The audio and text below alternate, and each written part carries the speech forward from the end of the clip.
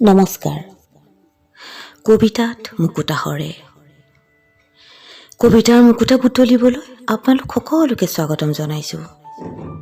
এই চেনেলৰ জৰিয়তে আমি আপোনালোকক লৈ যাম কবিতাৰ সুৰীয়া জগতলৈ। প্ৰিয় সুহৃদ, আপোনালোক সাজুনে? তেন্তে আহকচোন আমাৰ আজিৰ কবিতাৰ যাত্ৰালৈ আগবাঢ়ি যাওঁ।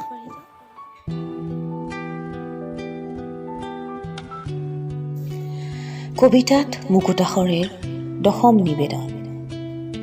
স্বৰ্ণ অলংকাৰ। কবি হবিবৰ ৰহমান। কণ্ঠ ৰঞ্জনা পাঠক। মই জানো মোৰ কবিতাই তোমাক আমনি কৰে, তথাপিও লিখো পাতলাও দুখৰ বোজা। জানানে কিয়?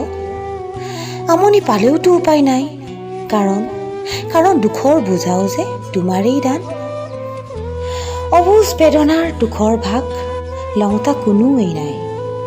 সকলোৱেচোন উল্লাসত দৌৰে ৰঙীন ঘোঁৰা চেকুৰাই। হাইলাখ তোমাৰ দৰে হাঁহি হাঁহি সুখৰ লেকাম ধৰি সকলো পাহৰি।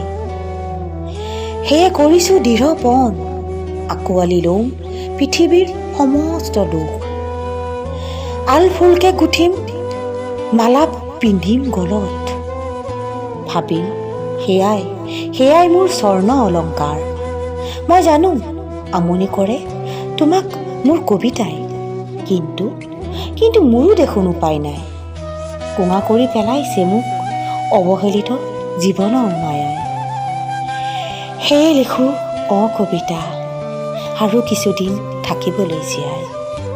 সেয়ে লিখো কবিতা আৰু কিছুদিন থাকিবলৈ জীয়াই, আৰু কিছুদিন থাকিবলৈ জীয়াই।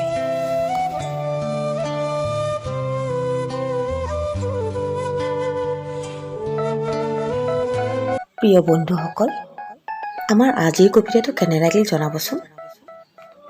আমাক নিচেই কাষৰ পৰা সদায় পাই থাকিবলৈ লাইক আৰু ছাবস্ক্ৰাইব কৰিবলৈ নাপাহৰিব।